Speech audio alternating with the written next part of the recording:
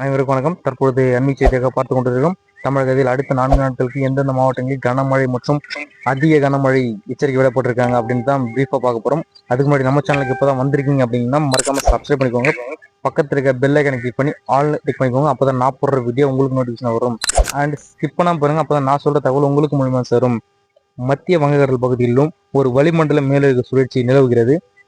மத்திய மேற்கு மற்றும் அதனை ஒற்றியுள்ள வடமேற்கு வங்கக்கடல் பகுதிகளில் ஒரு காற்றழுத்த தாழ்வு பகுதி உருவாகும் என தெரிவிக்கப்படுகிறது.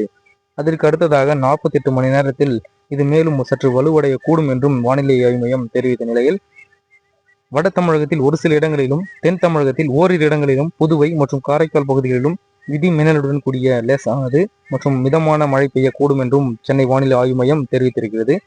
அடுத்தபடியாக பார்த்தீங்கன்னா, கடந்த 12 மாவட்டங்களில் இன்று அதிகாலை 4 மணி வரை மழை பெய்யும் அப்படின்ற ஒரு தகவல் வெளியிட்டிருக்காங்க.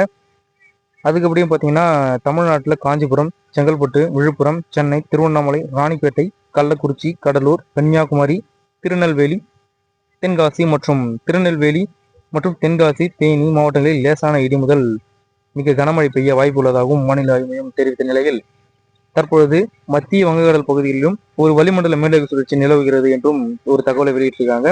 இதன் காரணமாக இன்று வட தமிழகத்தில் ஒரு சில இடங்களிலும், தென் தமிழகத்தில் ஓரிரு இடங்களிலும், புதுவை மற்றும் காரைக்கால் பகுதிகளிலும் இடி மின்னலுடன் கூடிய லேசான முதல் மிதமான மழை பெய்யக்கூடும் என சென்னை வாயு மையம் தெரிவித்துள்ளது. இது போன்ற கூடுதல் தகவலை உங்களுக்கு துல்லியமா தெரிஞ்சுக்கொள்ள நம்மளோட சேனலை சப்ஸ்கிரைப் பண்ணி வச்சுக்கோங்க. பக்கத்தில் பெல் ஐக்கானை கிளிக் பண்ணிக்கோங்க. ஒரு லைக் மட்டும் போடுங்க. இந்த நிலையில தமிழகத்தில் 8 மாவட்டங்கள் இன்று இரவு 7 மணி வரை மழை பெய்ய வாய்ப்புள்ளதாக சென்னை வானிலை ஆய்வு மையம் தெரிவித்துள்ளது. அதன்படி தென்காசி, சென்னை, செங்கல்பட்டு, காஞ்சிபுரம், திருவள்ளூர், நீலகிரி, திருநெல்வேலி மற்றும் சிவகங்கை ஆகிய மாவட்டங்களில் லேசான இடி மின்னலுடன் கூடிய லேசான முதல் மிதமான மழை பெய்ய வாய்ப்புள்ளது என்றும் தெரிவித்துள்ளது.